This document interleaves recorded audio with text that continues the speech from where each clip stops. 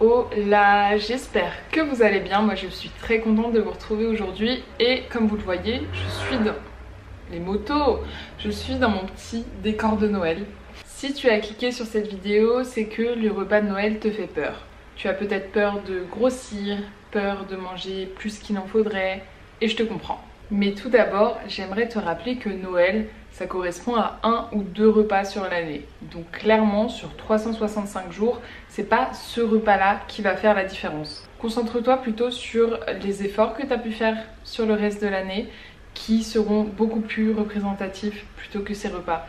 C'est pas parce que sur ce repas, tu manges beaucoup que d'un coup tu vas exploser alors que tout le reste de l'année tu as fait du sport et tu as mangé correctement. Aussi, c'est un moment de fête. Profite de ta famille, profite de la nourriture. Souvent à Noël, on en profite pour manger des choses qu'on ne mange pas le reste de l'année, avec des aliments qui sont parfois plus nobles. Donc profite, ce serait dommage de te priver ce jour-là. Maintenant, je vais quand même te donner quelques petits conseils concrets sur comment mieux gérer. Et l'idée ici, c'est pas de te restreindre, au contraire, c'est de t'éviter quelques erreurs. D'abord, si tu regardes cette vidéo en te levant et en te disant que là tu vas aller faire un petit peu de cardio afin de brûler un maximum de calories avant le repas de ce soir, sache que non, c'est pas une bonne idée. En effet, le seul impact que ça aura réellement, ce sera l'augmentation de ton appétit et du coup tu vas manger encore plus que normalement ce soir et au final sur la balance ça va soit être négatif soit être pareil. Donc je te conseille pas, si tu as envie de faire du sport, va faire du sport, mais ne change pas tes habitudes. D'un coup, ne te découvre pas une passion pour le running le 24 décembre quoi.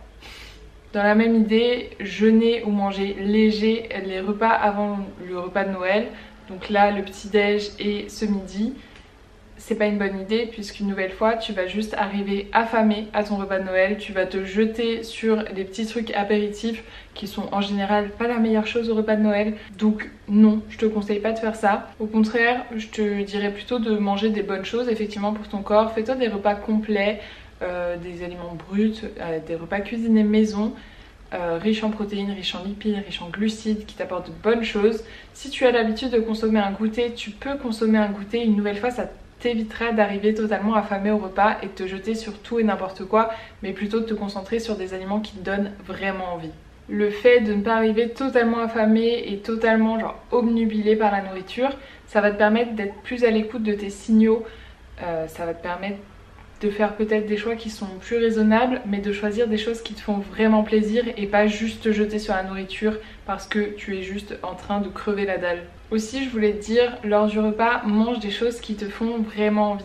Ne te sens pas forcé, je sais que parfois c'est un petit peu compliqué avec la famille, on se sent un petit peu obligé de manger, mais tu peux aussi expliquer à ta famille que ça, non, t'en as pas vraiment envie et que tu préfères garder de la place pour autre chose par exemple. Je sais que moi par exemple les premières années où j'avais arrêté de manger de la viande, j'ai dû réexpliquer plusieurs fois à ma famille que non je prendrais pas de viande etc.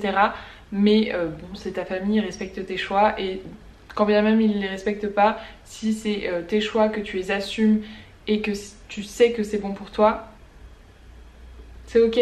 Aussi moi ça m'arrive par exemple de sauter des entrées ou quoi parce que moi j'ai des familles qui font plusieurs entrées. Donc parfois je saute une étape parce que je préfère me réserver par exemple pour le fromage que j'adore. Donc voilà, ne te force pas à manger et au pire s'il y a des restes, tu te fais un tube et tu mangeras des choses le lendemain. Comme ça le plaisir est prolongé. D'ailleurs, en parlant de famille, je sais que parfois les repas de Noël c'est pas facile pour tout le monde. Déjà je pense très très fort à ceux qui n'ont pas leur famille ou qui ne fêtent pas Noël avec leur famille. Je pense très très fort à vous et j'espère que vous allez quand même vous faire une belle soirée avec un beau film de Noël ou en tout cas quelque chose qui vous fait plaisir.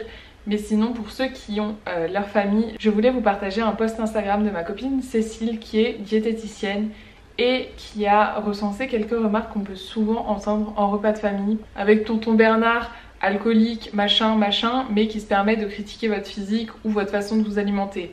Bref, malheureusement je crois qu'on y est tous passés, mais en fait tu as le droit de montrer que tu n'es pas d'accord, tu as le droit d'expliquer ton point de vue.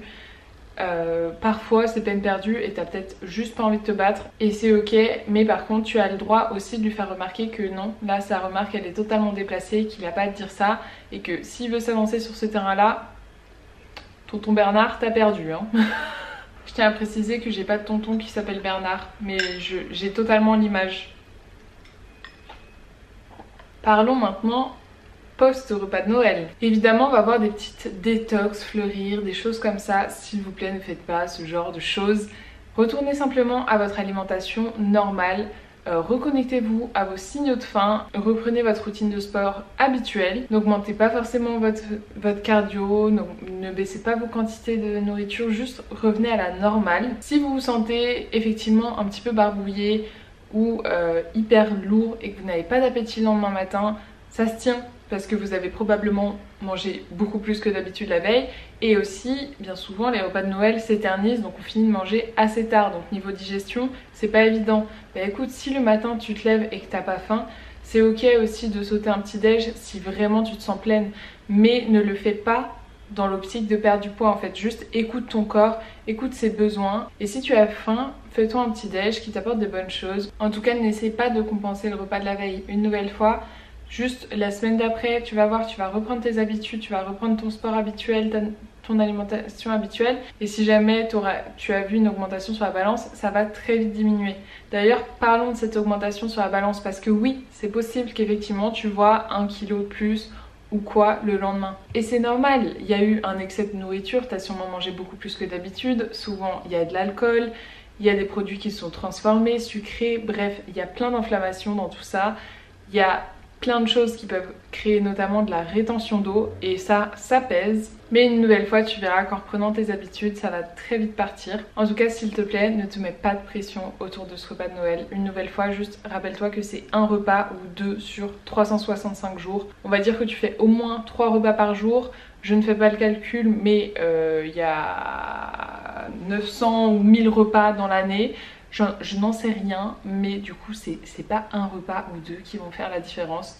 Profite de ce moment, profite de ta famille, profite des fêtes, profite de la nourriture et passe de très très belles fêtes de fin d'année. J'espère que tu vas passer un bon moment en famille ou tout seul avec ton chat, avec ton chien, avec ton chéri, je ne sais pas, mais profite de ton moment. D'ailleurs, si jamais, je t'invite à me rejoindre sur Instagram @eminalpcoaching, puisque demain, pour le 25 décembre, j'annonce un challenge trop chouette pour janvier. Alors va vite me rejoindre sur Instagram pour voir ça, puisque les places vont être limitées. J'ai trop hâte que vous voyez ça, vraiment, j'ai trop hâte. C'est vraiment quelque chose qui...